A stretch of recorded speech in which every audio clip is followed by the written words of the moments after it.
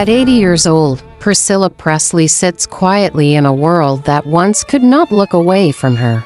A world full of flashing lights, screaming crowds, headlines, cameras, and history. And yet, today, what surrounds her is a kind of silence that feels almost louder than fame itself. A silence filled not with peace, but with memories.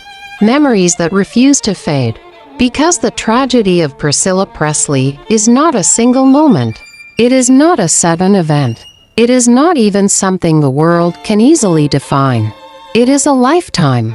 A long, slow unraveling of love, loss, loneliness, and the price someone pays for being forever attached to a legend larger than life. And now, at 80, that price has become heavier than ever before.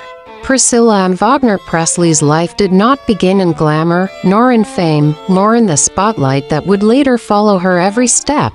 Instead, it began quietly, almost too quietly, in Brooklyn, New York.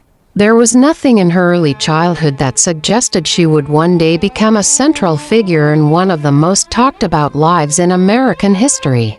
She was simply a girl born into a military family, moved from place to place, growing up in the shadow of constant relocation. The world did not yet know her name, and she herself had no reason to imagine anything extraordinary. Everything was calm, almost uneventful. There was an ordinary stillness in her early years, one that would soon be completely replaced by the storm of fame she had no way of predicting. Because fate had something waiting for her. Something she never asked for. Something she could never escape from. When her family moved to Germany, it felt like just another relocation, another base, another community, another temporary settlement. But Germany was the place where the quiet girl's life would take the most dramatic turn imaginable. It was the place where she would meet someone who lived a life so enormous that it would swallow her whole. A young girl, barely a teenager, and a man who was already a global phenomenon. And that man was Elvis Presley. The world has told their story many times, but rarely has it been told from the slow, heavy perspective of what it truly cost. Not the romance, not the glamour, not the fairy tale images the media love to recreate. No. Beneath all of that lay a reality so complicated, so lonely, and so quietly tragic that even today, at 80, Priscilla carries the weight of it. Their first meeting was not a dramatic movie scene. It was simple, almost awkward. Priscilla was young, too young by any standard of maturity, and Elvis was already drowning in fame. Yet somehow, the two found a strange connection. Not because they were equals, not because they understood each other fully, but because Elvis saw in her a calmness, a softness, something untouched by the chaos of his own world. And Priscilla, she saw someone powerful, admired, adored by millions, yet inexplicably lonely. That loneliness would be the foundation of everything that followed. Years later, when people would talk about Priscilla and Elvis, they would discuss the glamour, the Graceland stories, the romance, the fame. But what the world often forgot was this: Priscilla did not grow into her life organically. She was shaped, molded, guided slowly, quietly, and sometimes painfully into an image designed to fit the world that Elvis lived in. Elvis was not malicious. He was not cruel in intention. But he belonged to an orbit that no ordinary person could survive without sacrificing parts of themselves.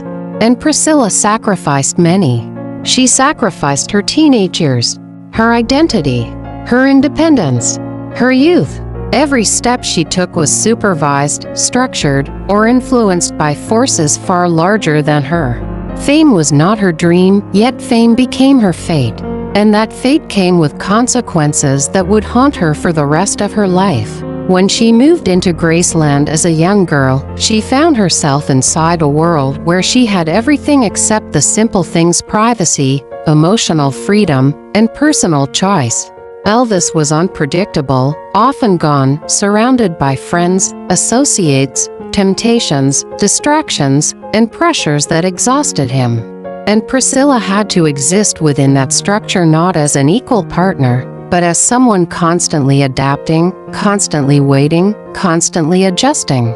Years passed. Days blurred into nights. And slowly, quietly, without anyone noticing, Priscilla lost large pieces of herself. But still, she stayed.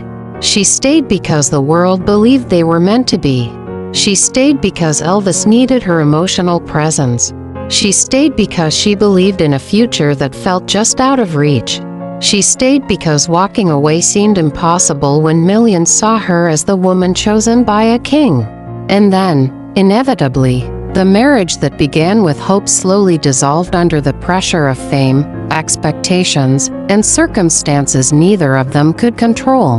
Their divorce, though respectful and kind, was filled with a sadness that both felt deeply but rarely expressed publicly. Priscilla did not hate Elvis. Elvis did not hate Priscilla. But love, as powerful as it once was, could not survive the life they were trapped in. After the divorce, Priscilla tried to rebuild, to rediscover who she was before Elvis, to find an identity not defined by Graceland or media attention. But even then, the world refused to let her be anyone other than Elvis's wife, a title she never fully escaped, not then, not now, not even at 80. And the tragedy only grew deeper with time. Because later, Priscilla would face losses that no mother, no grandmother, no woman should ever have to endure. But that part of her heartbreak comes later. For now, this is the beginning.